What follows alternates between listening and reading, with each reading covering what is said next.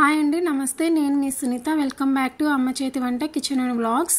ఈరోజు కిచెన్లో సూపర్గా సింపుల్గా కరకరలాడే సన్న కారపూస ఎలా చేయాలో చూపించబోతున్నాను. పిండి వంటల్లో ఒకటైన ఈ సన్న కారపూసని తక్కువ టైంలోనే చేయొచ్చు.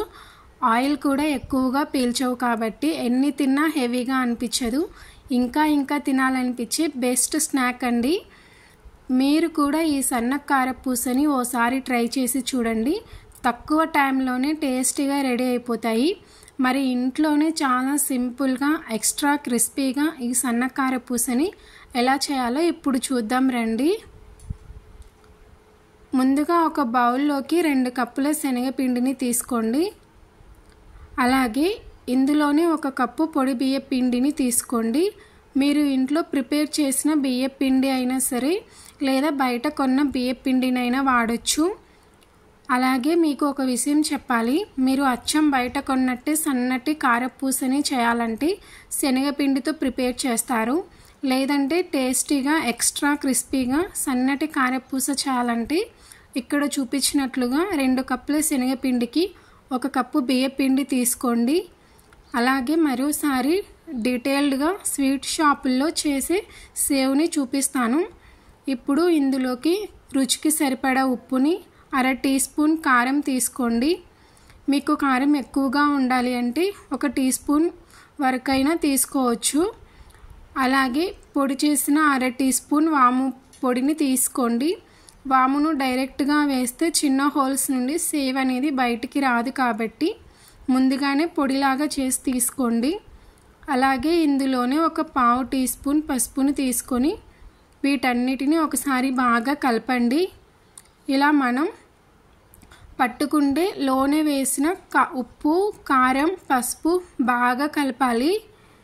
ఇప్పుడు ఇందులోకి 1 టేబుల్ స్పూన్ బటర్ని తీసుకోండి. ఇలా బటర్ని తీసుకొని పిండికి బాగా కలుపుతూ రబ్ చేసినట్టు పిండిలో చక్కగా కలపండి. మీరు కావాలంటే ఈ బటర్కి బదులుగా కొంచెం నెయ్యిని కానీ లేదా నూనెని కానీ వేడి చేసినా తీసుకోవచ్చు.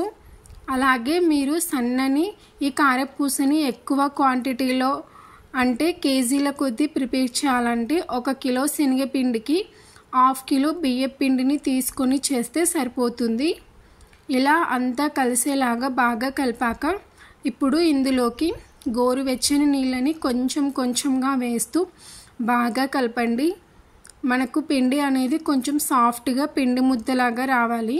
మరీ పలచగా చేయొద్దు, మరీ గట్టిగా చేయకండి. ఇలా సాఫ్ట్గా పిండి ముద్దలాగా చక్కగా కలిపాక ఇప్పుడు ఈ పిండిని నానబెట్టవలసిన అవసరం లేదండి. వెంటనే మనం కారపూసలాగా చేసేసుకోవచ్చు. కారపూస చేయడానికి ఇలా సన్నటి హోల్స్ ఉండే బిళ్ళను తీసుకోండి. ఇప్పుడు దీన్ని జంతికల గొట్టానికి సెట్ చేసి కొంచెం ఆయిల్ని అప్లై చేయండి. ఇలా కొంచెం ఆయిల్ రాయడం వల్ల పిండి అనేది అతుక్కోకుండా ఈజీగా వస్తుంది. ఇప్పుడు ఇందులోకి మనం కలిపిన పిండిని తీసుకుందాము. పైనుంచి మిస్ అండ్ ఫోల్డ్ని తీసుకొని చక్కగా సెట్ చేయండి. మరో పక్కన డీప్ ఫ్రైకి సరిపడా ఆయిల్ని తీసుకొని బాగా వేడి చేయండి. ఆయిల్ బాగా వేడయ్యాకే కారపూసలాగా చేసుకోవాలి. అలాగే చాలామందికి సన్న కారపూసలు డైరెక్ట్గా ఆయిల్లో వచ్చేటప్పుడు చేతికి ఆవిరి తగులుతుందని భయపడుతుంటారు. అలాంటి వారు ఇలా ఏదైనా చిన్న బౌల్ని తీసుకొని చేయొచ్చు. మీరు ఇలా స్టీల్ గిన్నెను వాడుతున్నట్లయితే కొంచెం ఆయిల్ని అప్లై చేసి దీనిపైన రౌండ్గా కారపూసలాగా తీసుకొని ఇలా కారపూసను వేసుకోండి. చూడండి, మనం ఇలా సింపుల్గా కారపూసను చేసుకోవచ్చు. మెయిన్గా ఎవరైతే ఇప్పుడిప్పుడే ట్రై చేస్తున్నారో వారికి ఈ టిప్ అనేది చాలా బాగా యూజ్ అవుతుంది. ఇలా ఆయిల్లోకి తీసుకున్నాక 1-2 నిమిషాలు బాగా ఫ్రై చేయండి. కింద పాటు చక్కగా ఫ్రై అయ్యాక మరో పక్కకి టర్న్ చేసి మరో పక్కన కూడా బాగా ఫ్రై చేసి తీసుకోవడమే. కారపూస మనకి త్వరగా ఫ్రై అయిపోతుందండి. మీరు డైరెక్ట్గా ఆయిల్లోనే ప్రిపేర్ చేయాలంటే ఆయిల్ బాగా వేడయ్యాక మంటని లో ఫ్లేమ్లోకి అడ్జస్ట్ చేసి డైరెక్ట్గా ఇక్కడ చూపిస్తున్నట్టుగా ఇలా రౌండ్గా మనం తీసుకుంటూ ఉంటే పొగలు పొగలుగా వస్తాయి. అలాగే మనము ఇలా ఆయిల్లో తీసుకునేటప్పుడు కొంచెం ఫాస్ట్గా తీసుకోవాలి, లేదంటే ఆవిరి చేతికి తగులుతుంది. లేదా మీరు చేతికి ఏదైనా కర్చీఫ్లు చుట్టుకొనైనా చేయొచ్చు. ఇలా తీసుకున్నాక ఒక 1-2 మినిట్స్ ఫ్రై చేసి మరో పక్కకి టర్న్ చేయండి. మరో పక్క కూడా కొంచెం ఫ్రై చేసామంటే కారపూస చక్కగా ఫ్రై అయినట్టే.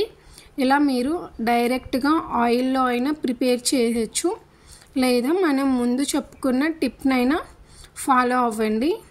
ఇలా అన్నీ ప్రిపేర్ చేశాక నేను చివరిగా కొంచెం కరివేపాకును కూడా ఫ్రై చేసి తీసుకున్నాను. కారపూస టేస్ట్ అయితే చాలా బాగా వచ్చింది. అలాగే క్రిస్పీ కూడా ఎక్స్ట్రా క్రిస్పీగా కరకరలాడుతూ చాలా బాగా కుదిరిందండి. మీరు కూడా ఒకసారి ఇలా సన్న కారపూసని ట్రై చేసి చూడండి. ట్రై చేశాక మీకు ఎలా కుదిరిందో మళ్ళీ కింద కామెంట్లో షేర్ చేయడం మాత్రం మర్చిపోకండి. ఈ వీడియో కనుక నచ్చితే ప్లీజ్ సబ్స్క్రైబ్ చేసుకోండి. Thanks for watching.